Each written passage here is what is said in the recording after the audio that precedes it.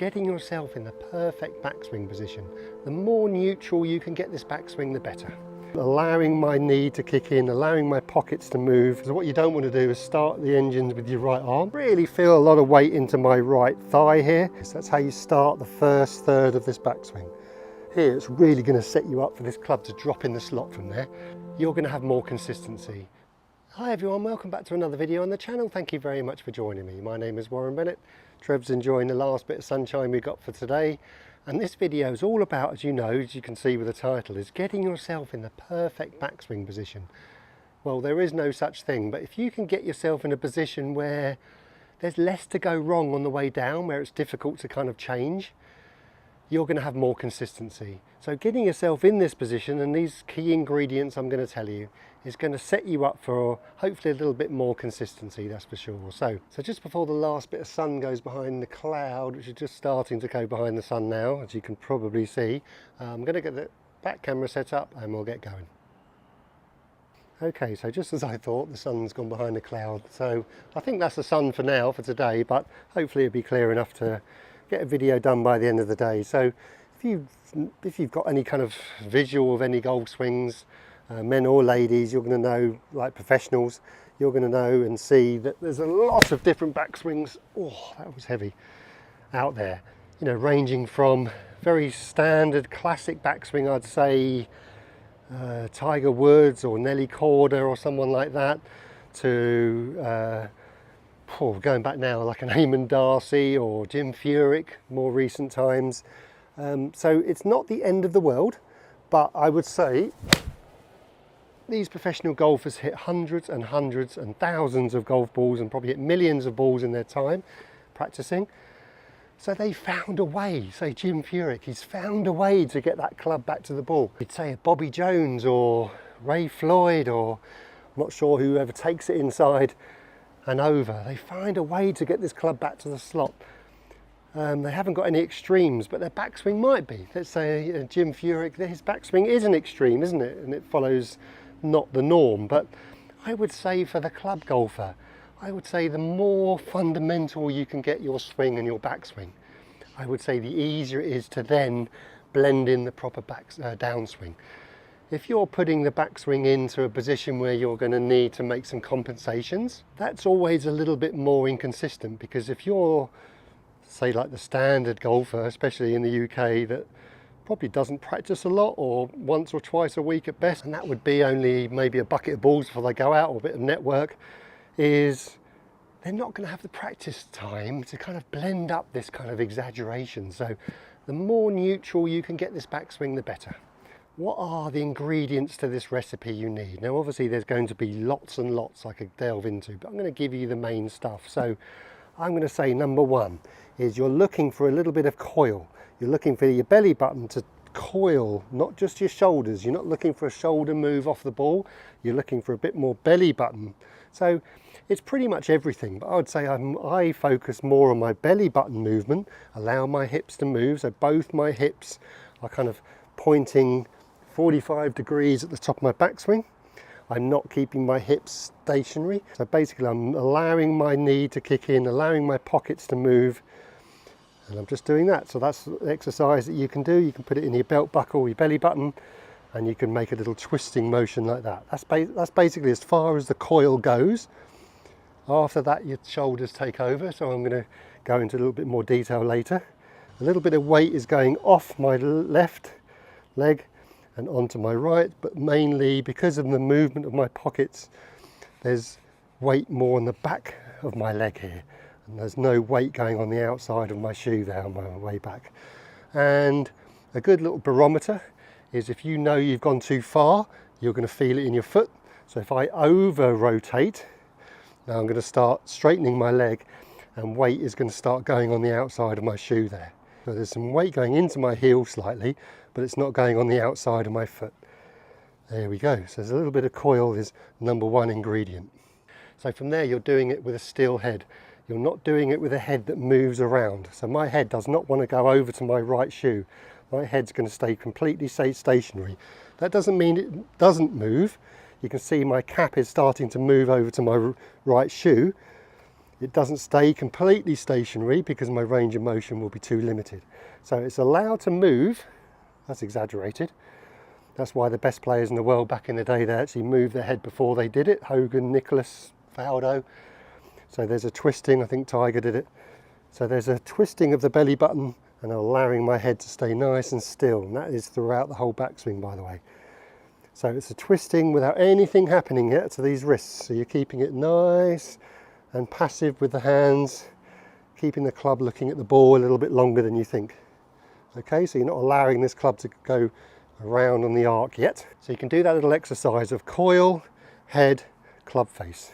Coil, head, club face. That's how you start the first third of this backswing. Coil, so everything moves. You can see my pockets are moving. I'm not going on the outside of my shoe.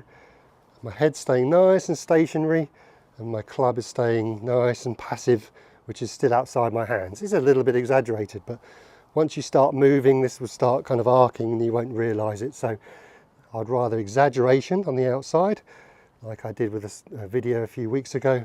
Coil, that's what starts the backswing. So I've had questions, what starts the backswing? I would say your coiling of your body does.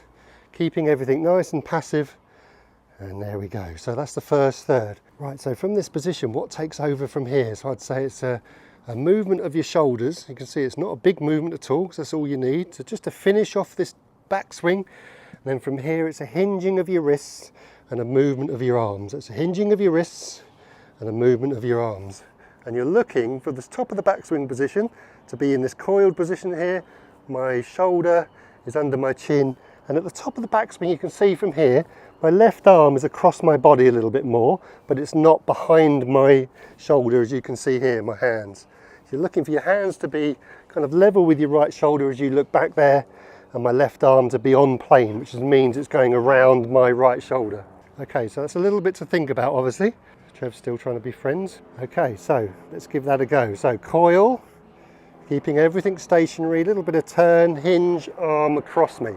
Now to feel your left arm across you, just nicely, softly at the top of your backswing, your right arm needs to be bent. Obviously your rear arm, right arm for right-handers. You're not looking for your arm to be back here, because what you don't want to do is start the engines with your right arm. So you don't want your right arm to go up and high, and that's going to encourage the over the top. So you're looking for like a folding of your right arm. But to help with that, and I've said this on previous videos too, to help with that is you need to coil. The more coil you can do with your body, the easier it is to fold this right arm in front of you. If you don't coil properly, if you tilt, say for instance, it's going to encourage this right arm to go high. It's exaggerated for effect, obviously. And there you go, you're in trouble from there. So coil, head's nice and still, nice and passive, little bit of hinge from here, turn, and there we go. Really, this left arm and right arm should take care of itself. If you're in a position here and you're hinging from here whilst a little bit of shoulder turn and everything stops together, that left arm and right arm should take care of itself, I'm trying to say. And all that with a nice passive head. So there's the ingredient, there's the recipe. So you've got this backswing recipe, you're trying to juggle all these ingredients, you're trying to stir all these ingredients together for the backswing. And it's a bit more of a putting exercise, isn't it, the backswing? Obviously we're on the first tee, it kind of blink and you miss it, which is fine. But away from hitting a ball, let's say, okay, in a garden, in a net, on the range, where it means less, is it's easier to kind of be aware of these movements whilst you're in motion. So that's why I would encourage to take a little bit of pace off each swing. Coil, head and wrists nice and still. And then from there, we're going to hinge and turn.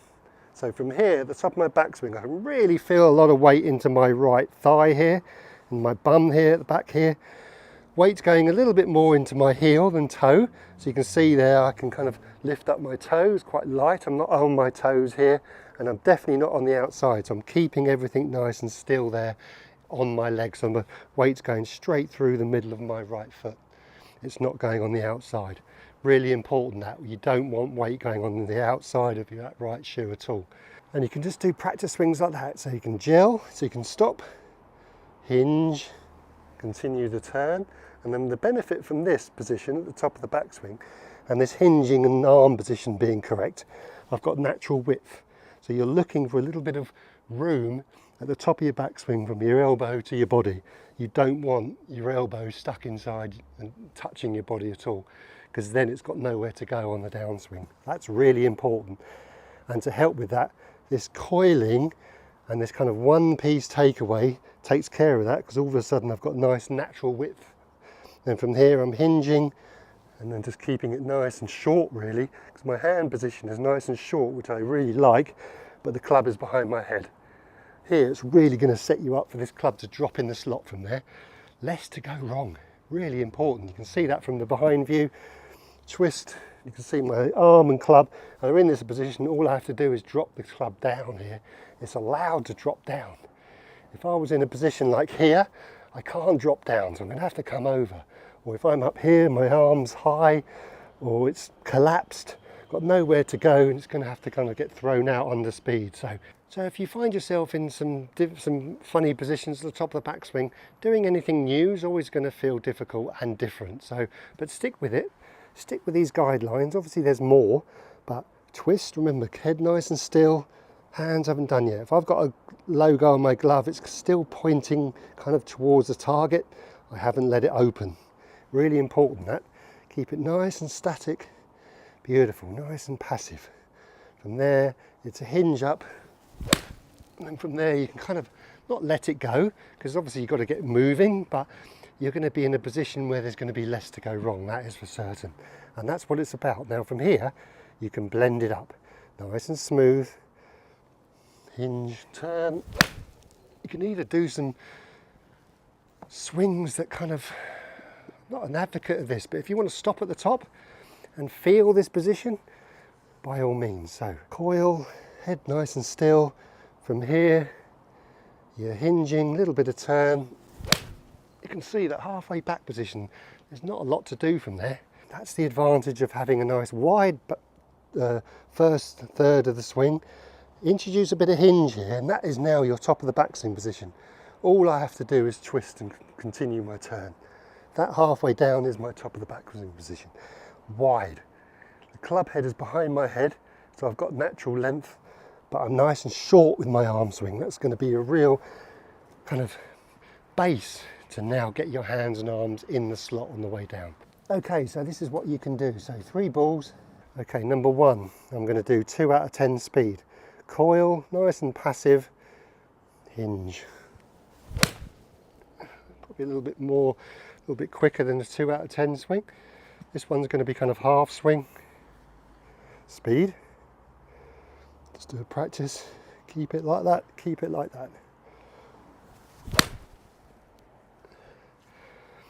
Probably a little bit quicker than a half, but it doesn't matter. In my head, I'm just taking my time on the way back. That's the key. You can think about these movements a little bit easier anyway, and especially much easier than on the way down, because on the way down, it's a kind of blink and you miss it, as we know. But it's getting in this top of the backswing position where it's less to go wrong. Look, there's obviously I call it a Goldilocks zone. You don't want to be too far that way, and you don't want to be too far that way. You want to be somewhere in the middle here.